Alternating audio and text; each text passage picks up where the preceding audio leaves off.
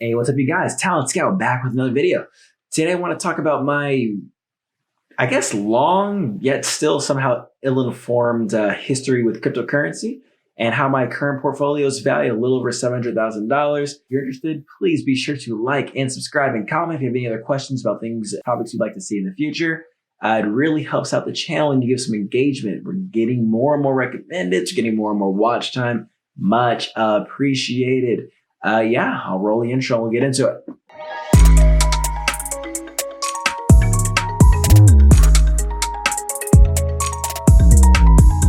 Let me start this video off letting you guys know I'm not some kind of financial genius. I honestly think I just got lucky. I mean, I can't see the future. No one had any idea that 2017 would happen and crypto would be worth like 20,000 bucks, or even what it's worth today, around 8,000. And I am confident it'll get back to those previous highs and even surpass them. But yeah, let me talk about what I do know, because I still am pretty uninformed in the space, but I do have some opinions on the actual use cases of cryptocurrencies. And then I'll tell you about my history and how I got to where I am today. Today, my two favorite currencies are Ethereum and USDC. Ethereum, just because it's got the whole smart contracts platform. There's plenty of videos describing what those are. Just know they're really, really cool. It automatically executes a function when a set of criteria are met. And USDC, it's what's called a stablecoin. I talked about it in a previous video. I'll link it up here or something. Basically what a stablecoin is, it's a cryptocurrency whose value is tied directly to another asset. And in this case, it's the US dollar. Where I see the value in this one is the sending of money to different individuals. I know a lot of people that have family in other countries and they send some of their money overseas to their family by using services like Western Union, or actually, I don't even know what else people use, but I know they take a lot of fees. But if you send someone this cryptocurrency, USDC, you send it over to them. If they have an account set up, it can be easily withdrawn as US dollar, or it can easily be transferred over into their native currency. That's a use case where I see the most value in USDC because it's really stable. Because I'm definitely not a crypto anarchist thinking that it can replace actual fiat currency. Because the whole like crypto thing is like, oh, dollars are not backed up by anything, so they're worthless. Well, crypto's not backed by anything either, so let's just be real. It's like, and like things like crypto backed by other crypto, I'm just like, those don't really matter. Like, you're basically making a new fiat currency. You're just waiting for there to be a critical mass of people that believe in your one particular currency to give it value. That sounds a lot like the same thing to me. So a little bit about my history with crypto. So back in 2011, I first heard about what was called Bitcoin. Heard about it in high school at the lunch table one day. I went to a pretty nerdy high school. It was called Stockton Early College Academy. Basically a charter school filled with Stockton's nerds. It's actually a great description for what it is. College preparatory school had a contract with the local junior college, Delta College, so you could take college classes that also kind of for high school credit. So basically got to double dip. So it was a more rigorous curriculum that got to transfer over to other universities, mainly the UC and CSU systems. I'm hanging around the lunch table. So I'm a sophomore at the time, hanging with a couple of freshmen because, yeah, I was a pretty shy guy. I knew one freshman at the school because my best friend also went to that school at the same time. Our moms are also really close. That's why I got dragged in, because his mom decided he was going. Our moms talked, so I had to go. There's around like 60% Asian, 39% Hispanic, and just a sprinkle of black and white kids. I'm talking like the black and white population together might have been like, I don't know, 10 kids?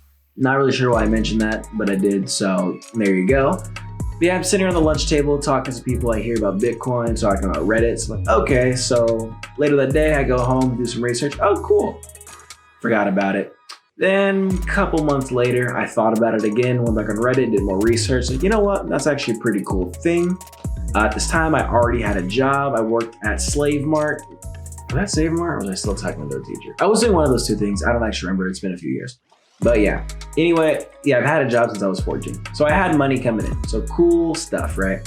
But the cool thing is, like, yeah, I wasn't making much money, but I also didn't have any bills, lived at home. So it's like all that money, I was like, oh my God, I'm balling pushing these carts, you feel me? Yeah, so what did I do? First thing I did, bought a MacBook. Second thing I did, started buying some Bitcoins. Because my whole thing was like, well, if it ends up being worthless, I don't know if I really care, because realistically, I don't have any expenses. So all this is free play money anyway. So I did it. So I'm buying more and more Bitcoin like every couple of weeks or so. It was stored on a hard drive. Oh my God, the process back then was so much more complicated than it was today. We did not just have Coinbase buy some Bitcoin. It was way harder. Y'all are lucky. I mean, okay, you missed out on like the hyper growth, but like you can buy it for easy. Whatever.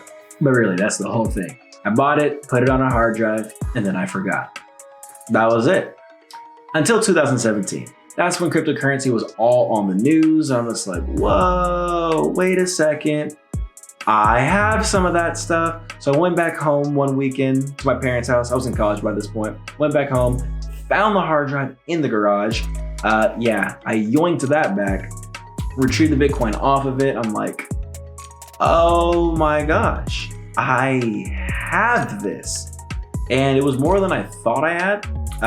Looked at the time, I think it was like 43 Bitcoin. And that's when it first hit around like $7,000. So I was just like, oh my God. So yeah, I just did the math. It's like 280, so a little bit under 300K at the time. So I'm like, I'm really juiced. I'm like, oh my goodness. This is just a few months after my last video when I made that money. So it's just like, oh, this, like, life is looking really up right now.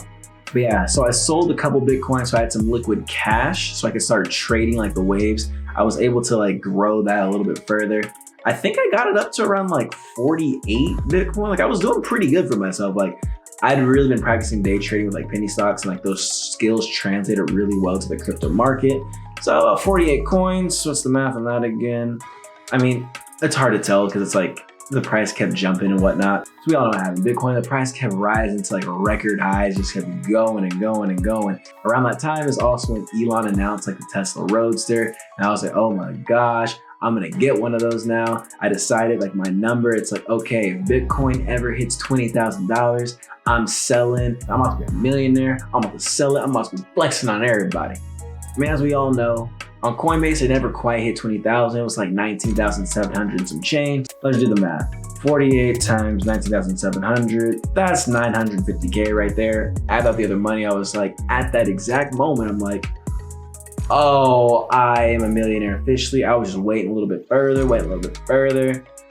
And then, so you know, the big old Bitcoin crash, it happened. So I sold out, I think it was like 15-ish coins around like it was pretty bad. It was like a $14,000 mark. Yeah, so cashed out about 200 of it, held on to it, watched the rest of the value just tank. Eventually got down to about 3,000 again. Bought some more, did some other stuff, bought some more. And yeah, I mean, I've been trading back and forth, slowly trying to like regain my portfolio. Today I've got like 86, I think. So hopefully it happens again, because you know, 86 times say 20K, that'd be like 1.7 mil. I mean, I think it can happen again, but yeah. So I would have been a very much millionaire right now. I wanted to get a car. As you can see from my last video, wanting to get a nice car is not good for me. Like when I want to do that, it's going to lead to something self-destructive. I think I learned my lesson. If I'd followed some actual sense, I'd be in a very different position right now. But you know, to each their own, things happen. You know, in my other video, I talked about, you know, this letting go of the plan and going for it, but don't let go of your plan for a liability. That's really dumb. I would never recommend it. It's kind of why I'm always getting on people about like saying getting like an old BMW they can't afford like the maintenance on. So it's like, no, cars are bad. Like I don't really talk about this story because it's like, when you really think about it, it's like this $250,000 car cost me more than $250,000. And I don't even have the car. Well, okay, no one has the car, it's not out yet, but like I don't even have like a reservation or a claim to the car.